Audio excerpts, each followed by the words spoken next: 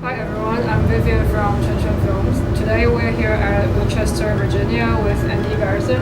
Andy is the programmer of Film Club at Alamo Drafthouse in Winchester. The Film Club has played two Chuncheon films, The Great Budapest and Absurd Accident.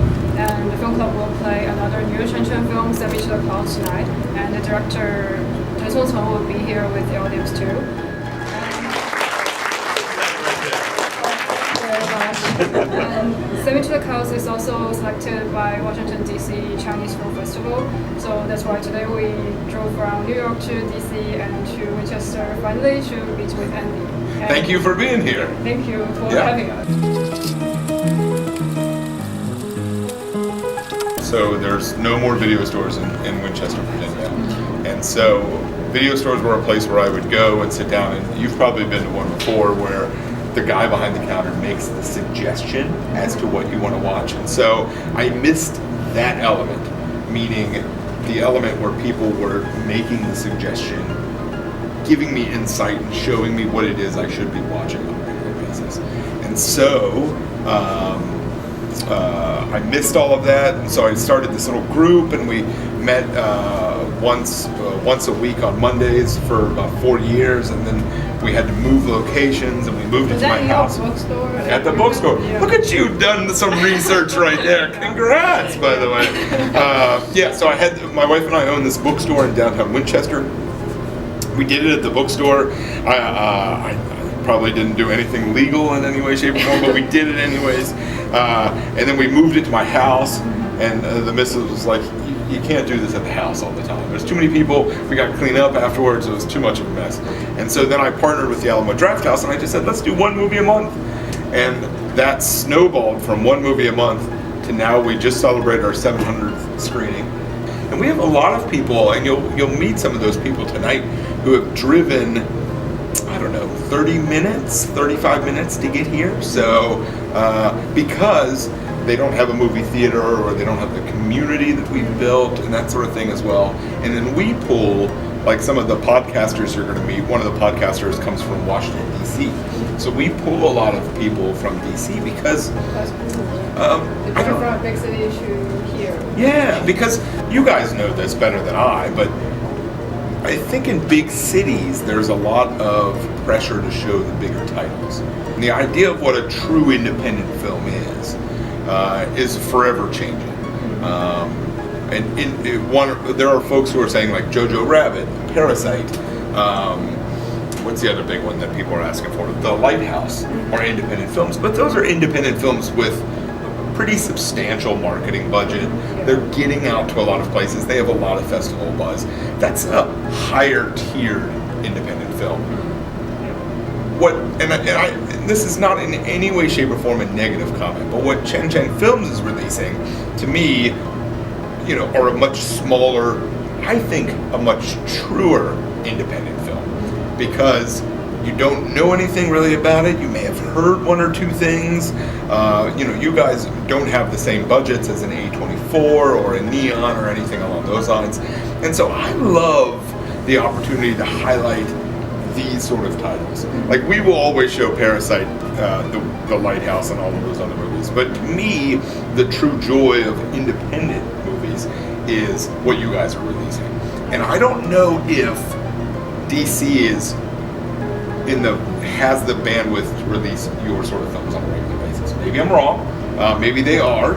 And so what I think is happening is that folks from DC are like, how can I find these smaller, more esoteric, really exciting Chinese films? And so then they're like looking on a list, and they're like, nowhere in DC, nowhere in DC. And then I get this a lot, where people say to me like, oh, Winchester, Virginia's playing it? And so then they'll drive out here to Winchester, Virginia. My audience for this, for art house sort of films, does skew a little bit older. Tonight you'll see a lot of white faces, so to speak, in the audience. We'll have a lot of women in our audience. That's sort of the demographic that comes out for a lot of this sort of thing. We are working on, we have a great partnership with Shenandoah University, our university in the area, and so they always have students that come in, and a few students are joining us tonight. And then it just really depends on sort of the movie that brings different demographics and who's following that movie and who's excited about that movie. I think they're getting a little bit exhausted from traditional storytelling. I think they're getting exhausted of the same origin stories over and over and over again. And so I think what we have tapped into is an audience that's looking for something new. They're looking for stories that are going to make them cry, stories that are going to make them laugh, stories that they've never seen before. And that's what I'm excited about with Send Me to the Clouds, is that I think, and I saw it with The Great Buddha Plus, and I saw it with Absurd Accident. It was like really impressive storytelling that we weren't seeing before, and that sort of thing as well. So your film club does contribute to like a wide selection, like more diverse selection. Yeah. Well, and you've got to think, like, film club members, as much as I would love them to, don't stay here forever. They may move, they may get a new job somewhere, they may go somewhere else. And so I want them to always be like, well, we had a film club in Winchester, why can't we have this happen here? Or at least leave with the idea of like, I want to come out and support more of Cheng Teng Films. I want to get these other small distributors in movie theaters and become real champions for the smaller stuff and that sort of thing. So, I think that we get them all excited here, then they release out into the world, and then they become better movie watchers. Thanks to you guys. No, thanks to you. Well, I think it's a true partnership. Because if you guys didn't have great films and we didn't have a good audience, we wouldn't be sitting here today. Film Club is now a very successful business model of Alamo Drafthouse. Yeah, we started here, and I think now we have 10 maybe more.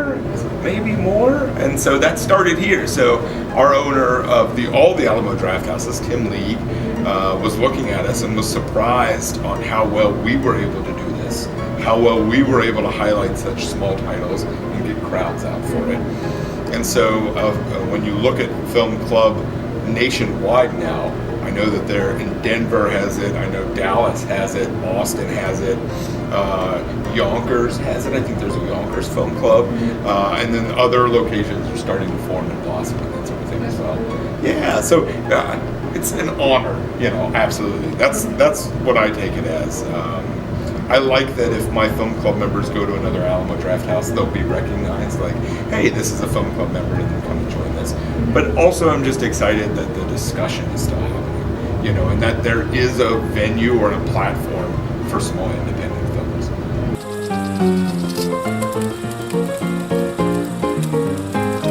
So it was really me to them. I was looking for a space to move our film club to. One of the owners here, the Alamo here, is run by the children of a family who have taken over all the businesses. So one of them, Steve Narangis, reached out to me and said, I hear you're looking for a space for your film club, which was in its infancy state, like literally 100 people, and that was it. How would you like to come and join us for a few screenings here and there? And then that was a big catalyst for where we are today. We've just celebrated our 700th screening. We've done 12 film festivals. My big thing is guests this next year. I really want more and more guests. And so we've had Matthew Modine, we have Leonard Moulton coming in, we have tonight. It's just amazing. So we can connect our audiences to the people of the movies as well.